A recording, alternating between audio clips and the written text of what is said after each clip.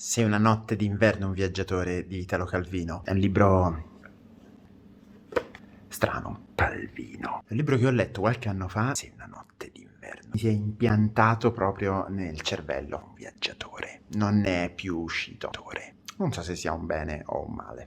Inizia così. Stai per cominciare a leggere il romanzo Se una notte d'inverno un viaggiatore. Cioè, tutti i libri dovrebbero cominciare così. Cioè, non tutti i libri dovrebbero cominciare con stai per iniziare a leggere Se una notte d'inverno un viaggiatore. Stai per iniziare a leggere I Promessi Sposi. Stai per iniziare a leggere Non conosco altri libri. Rilassati. Allontana da te ogni altro pensiero. Che notoriamente è il modo peggiore per far rilassare qualcuno. Ma ti dice quello che tu stai facendo.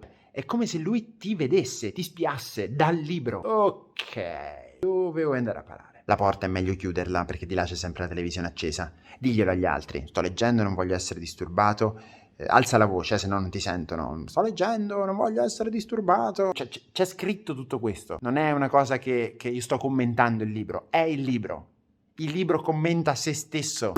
Ed è pagina 1. Pagina 1 che inizia con questo capitolo con scritto 1. E uno dice, vabbè, che c'è di strano? Mi sembra una cosa anche molto normale. Vedremo. Allora, il libro continua dicendo, prendi la posizione più comoda per leggere, puoi leggere seduto, puoi leggere su una poltrona, puoi leggere su una maca, puoi leggere a testa in giù col libro capovolto. È uno scrittore che si preoccupa del lettore. Apro una parentesi, non in tutti i libri è così. Ho letto, quando ero credo alle medie, dei libri devastantemente tristi come Il barone rampante, Cavaliere inesistente, Il visconte dimezzato e ancora prima la quintessenza della tristezza del mondo che è Marco Valdo. Calvino. Apre questa parentesi straordinaria su come tu, lettore, hai comprato il libro.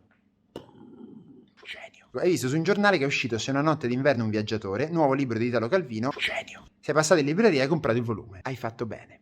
Cioè, l'autore del libro ti dice hai fatto bene a comprare il suo libro. Genio. Già nella vetrina hai individuato la copertina col titolo che cercavi. Ti sei fatto largo nel negozio attraverso il fitto sbarramento dei libri che non hai letto, i libri che puoi fare a meno di leggere, i libri fatti per altri usi che la lettura, i libri già letti senza nemmeno bisogno di aprirli, dei libri che se tu avessi più vite da vivere certamente anche questi li leggeresti volentieri, ma purtroppo i giorni che hai da vivere sono quelli che sono, i libri che hai intenzione di leggere ma prima ne dovresti leggere degli altri, libri troppo cari che potresti aspettare a comprarli quando saranno rivenduti a metà prezzo, libri che potresti domandare a qualcuno se te li presta, libri che tutti hanno letto dunque quasi come se li avessi letti anche tu, libri che da tanto tempo hai in programma di leggere, libri che da anni cercavi senza trovarli, libri che potresti mettere da parte per leggerli magari quest'estate, libri che ti ispirano una curiosità improvvisa, frenetica e non chiaramente giustificabile, libri che hai sempre fatto finta di averli letti mentre sarebbe ora ti decidessi a leggerli davvero. Insomma, finalmente arrivi a prendere una copia di Se una notte d'inverno un viaggiatore. Personalmente ho comprato questo libro in stazione, non sapevo cosa mi aspettava. E poi comincio a raccontarti quando hai iniziato a leggerlo, se già in libreria l'hai un po' sfogliato, se magari in autobus l'hai tirato fuori dal sacchetto e hai cominciato a leggerlo, addirittura dice se eri in macchina a un semaforo rosso e hai tirato fuori e hai iniziato a leggere, io non so chi mai abbia fatto una cosa del genere, però perché no? E finalmente il libro inizia. Noi ci aspetteremo dopo l'1 il 2.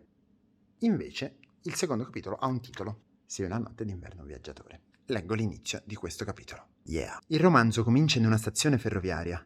Sbuffa una locomotiva, uno sfiatare di stantuffo copre l'apertura del capitolo, una nuvola di fumo nasconde parte del primo capoverso. C'è qualcuno che sta guardando attraverso i vetri appannati, apre la porta a vetri del bar, tutto è nebbioso, anche dentro, come visto da occhi di miope, oppure occhi irritati da granelli di carbone. Sono le pagine del libro ad essere appannate come i vetri di un vecchio treno, è sulle frasi che si posa la nuvola di fumo. È una sera piovosa, l'uomo entra nel bar, si sbottona il soprabito umido, una nuvola di vapore l'avvolge, un fischio parte lungo i binari a perdita d'occhio, lucidi di pioggia. Le immagini del libro coprono la pagina del libro. È come se il libro fosse consapevole di essere un libro. È come se il confine tra libro e vita fosse non chiaro. Ed è solo l'inizio. In questo primo capitolo sembra di assistere a una storia di spionaggio. Il commissario Gorin oggi arriva più tardi di tutti i pronostici, dice qualcuno, perché in quel momento il commissario entra nel bar. Entra, buongiorno a tutta la compagnia, poi va al distributore di sigarette. M'hanno dato in mano alla polizia. È un poliziotto che lavora per la nostra organizzazione. Ma vicino al distributore, come per prendere delle sigarette anch'io, dice hanno ammazzato Jean, va via. E la valigia, domando, riportala via, non vogliamo saperne adesso. Prendi il rapido delle 11, ma non ferma qui. Fermerà, vai al marciapiede 6, all'altezza dello scalo merci ai 3 minuti. Ma fila o devo arrestarti. L'organizzazione potente. Comanda alla polizia, alle ferrovie. Faccio scorrere la valigia sui passaggi attraverso i binari fino al marciapiede numero 6. Cammino lungo il marciapiede. Lo scalo merci è là in fondo col passaggio a livello che dà sulla nebbia e sul buio. Il commissario è sulla porta del bar della stazione che mi tiene d'occhio. Il rapido arriva a tutta velocità, rallenta, si ferma, mi cancella alla vista del commissario. Riparte. C'è questo uomo, c'è questa stazione. Perché questo uomo è in questa stazione? Dove è ambientata questa storia? Quando è ambientata questa storia? Il romanzo sembra che parli di questo. In che senso? Nel senso che a pagina 23 della mia edizione succede questo.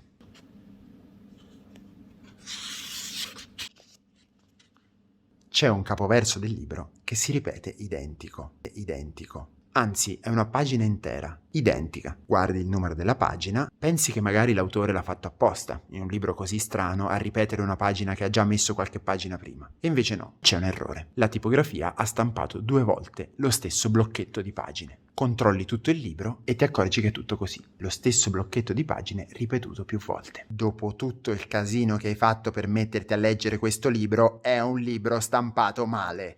Scagli il libro contro il pavimento, lo lanceresti fuori dalla finestra, anche fuori dalla finestra chiusa attraverso le lame delle persiane avvolgibili che triturino i suoi incongrui interni, le frasi, le parole, i morfemi, i fonemi, zampillino senza potersi più ricomporre in discorso attraverso i vetri, scaraventare il libro ridotto a fotoni, vibrazioni ondulatorie, spettri polarizzati attraverso il muro, che il libro si sbricioli in molecole, atomi, passando tra atomo ed atomo del cemento armato, scomponendosi in elettroni, neutroni, neutrini, particelle elementari sempre più minute. Vorresti gettarlo fuori della casa, fuori dell'isolato, fuori del quartiere, fuori del comprensorio urbano, fuori dalla placca continentale, dell'atmosfera, della biosfera, della stratosfera, il campo gravitazionale del sistema solare della galassia, il cumulo di galassie, riuscire a scagliarlo più in là del punto in cui le galassie sono arrivate nella loro espansione, là dove lo spazio-tempo non è ancora arrivato, dove lo accoglierebbe il non essere, anzi il non essere mai stato né prima né poi, a perdersi nella negatività più assoluta, garantita, innegabile, proprio come si merita.